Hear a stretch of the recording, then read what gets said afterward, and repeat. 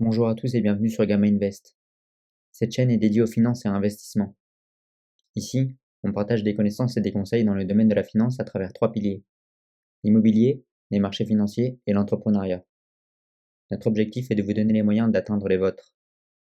Investir en bourse, investir dans l'immobilier, créer une entreprise rentable, tous ces sujets sont abordés. Si vous souhaitez en apprendre plus et améliorer votre situation financière, rejoignez-nous sur cette chaîne et préparez-vous à construire votre futur. Attention, tout ce qui est partagé sur cette chaîne ne constitue pas un conseil en investissement. Vous êtes seul responsable de vos décisions.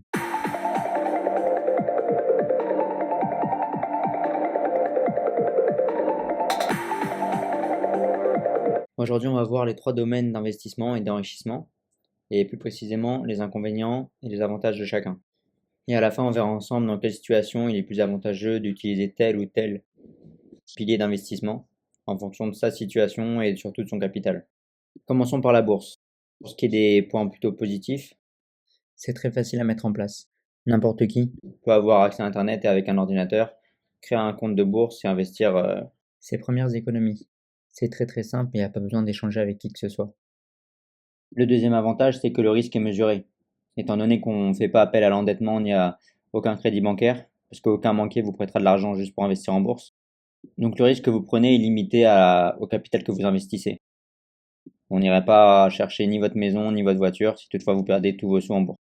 Un autre avantage est que le stress est limité.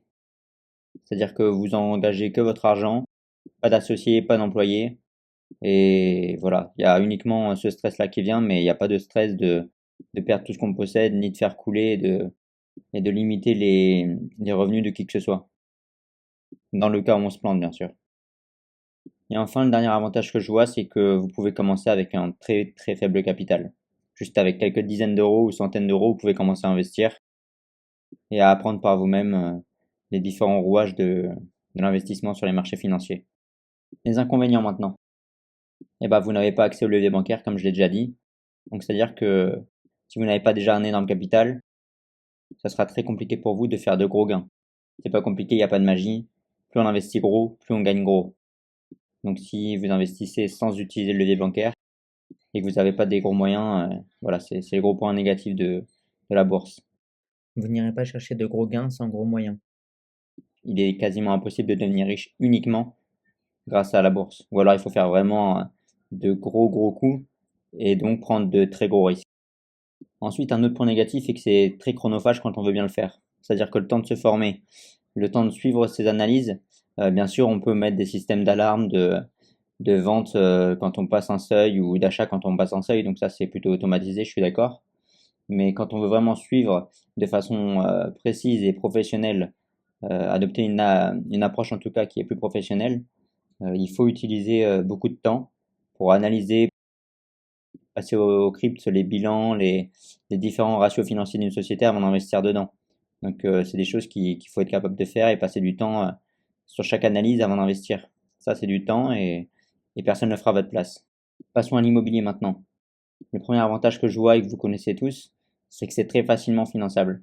Les banques connaissent très bien le système d'investissement immobilier. Donc contrairement à la bourse, vous pouvez largement débloquer des gros fonds que vous n'aurez pas eu ou de façon très compliquée au bout de beaucoup d'années. Voilà, vous avez accès à des montants que par vous-même vous n'auriez jamais pu avoir accès.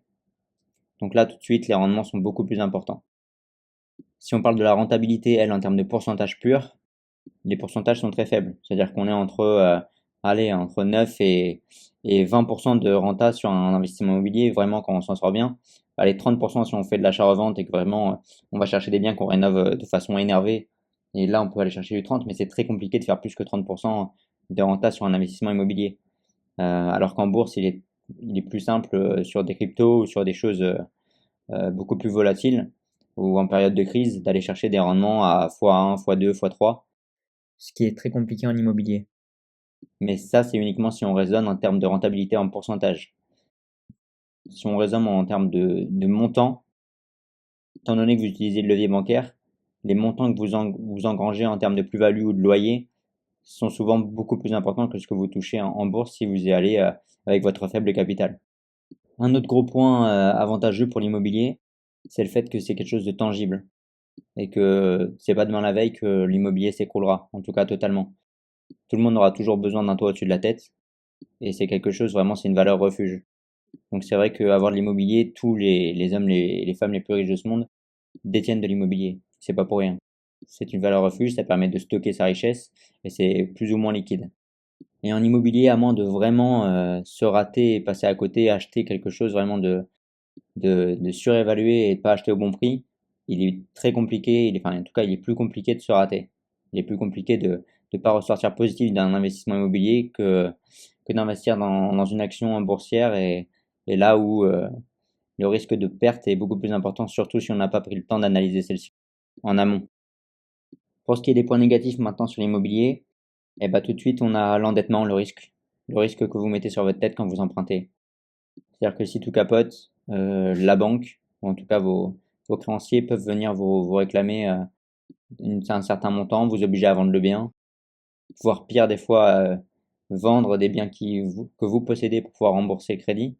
Donc ça, c'est des choses extrêmement compliquées à gérer et qui vraiment font évoluer le stress. Là encore, au niveau de l'immobilier, si on veut bien le faire, c'est très chronophage.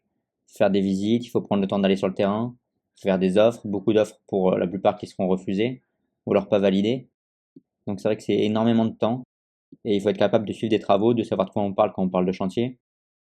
Ça, c'est des skills et des aptitudes à apprendre et à développer très rapidement.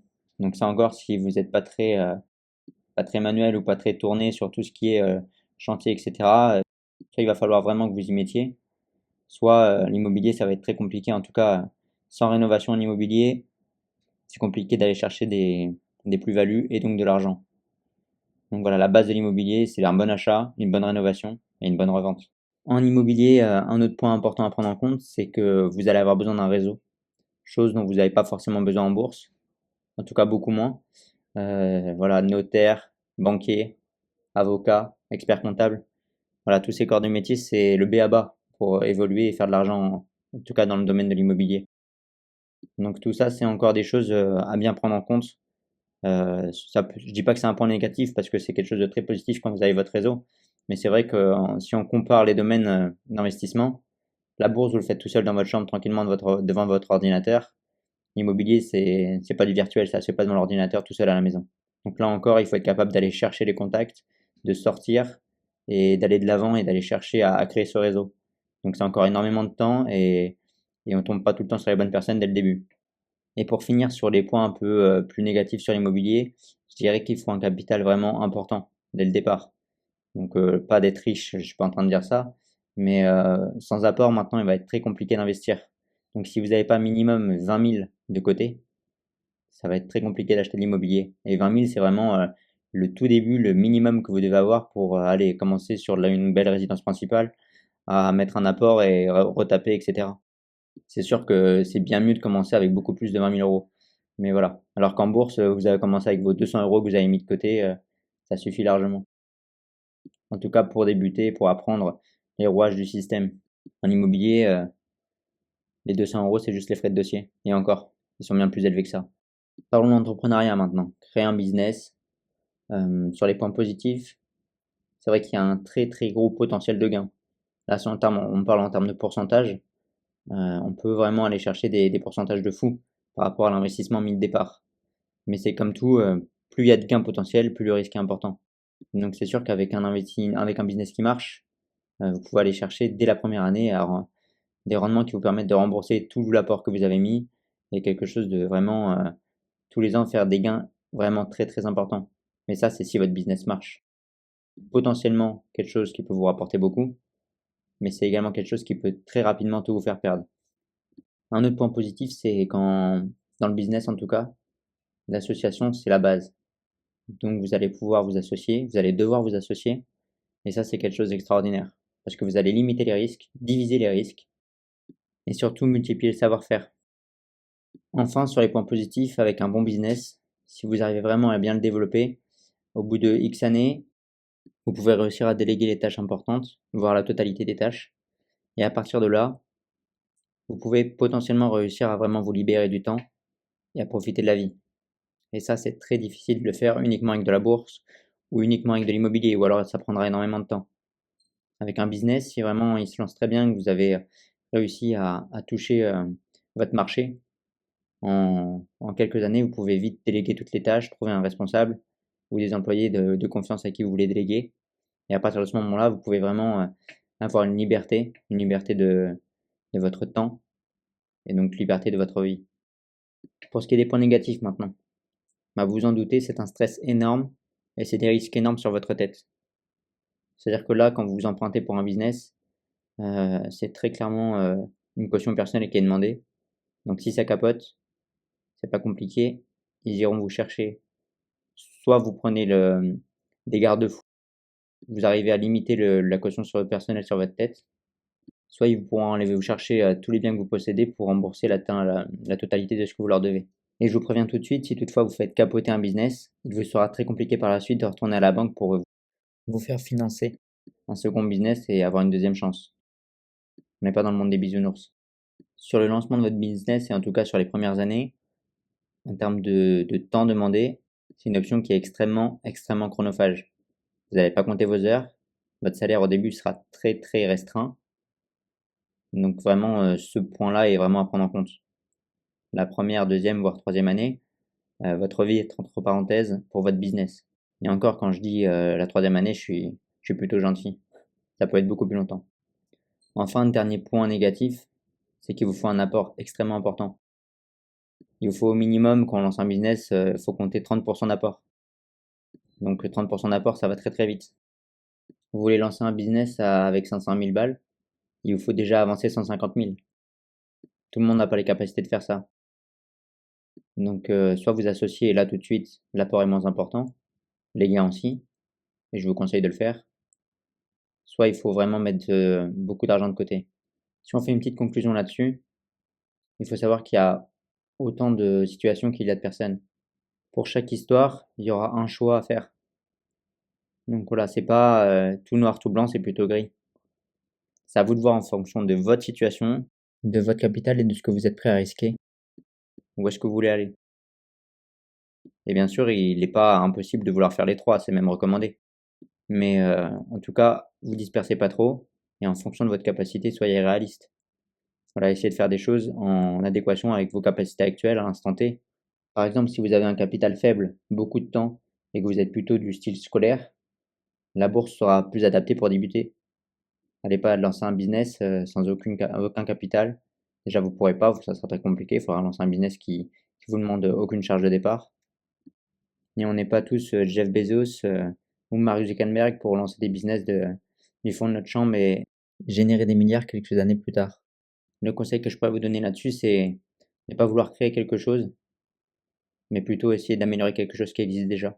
Faites un business qui existe, faites-le juste mieux que les autres. Ou un meilleur emplacement, qui corresponde plus à la clientèle visée.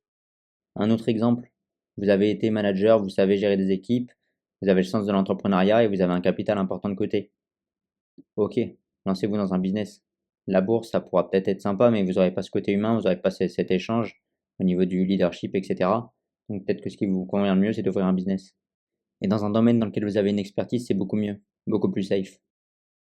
Dernier exemple, vous avez un capital important, vous n'avez pas du tout le sens du business, manager des équipes, c'est pas trop fait pour vous. Par contre, vous êtes quelqu'un de manuel et le chantier, ça vous fait pas peur, faire des travaux, ça vous fait pas peur. Bah là, il était peut-être judicieux de vous dire que vous allez acheter une maison, la retaper, la revendre, acheter une autre maison, la retaper, la revendre. Là, c'est quelque chose qui ne vous demandera pas d'avoir un grand sens du management. Pas beaucoup de contact avec les autres, pas de règles à donner. C'est juste vous, votre savoir-faire et votre courage. Mais encore une fois, il n'y a pas de grandes règles. N'importe qui peut se lancer dans n'importe quoi. S'il a envie et qu'il y met tous les ingrédients, il n'y a pas de raison pour que ça marche pas. Et rien ne vous empêche de débuter par un type d'investissement, puis d'aller découvrir un autre. Ce que je conseille le plus, c'est de réussir à faire les trois.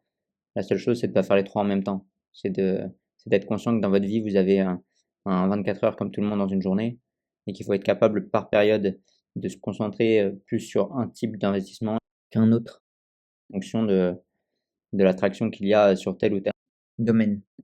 C'est ça le niveau de dessus, c'est d'être capable d'être un peu partout, mais d'y être au bon moment. Et tout cela en respectant une allocation de votre capital et de votre patrimoine pour limiter un maximum le risque. Mais avant tout, lancez-vous, peu importe le domaine dans lequel vous voulez le faire. Et n'hésitez pas à rêver grand. Merci d'avoir été présent sur cette chaîne. Si vous avez aimé cette vidéo, n'oubliez pas de laisser un pouce bleu et de vous abonner pour ne rien manquer des prochaines vidéos sur l'immobilier, les marchés financiers et l'entrepreneuriat.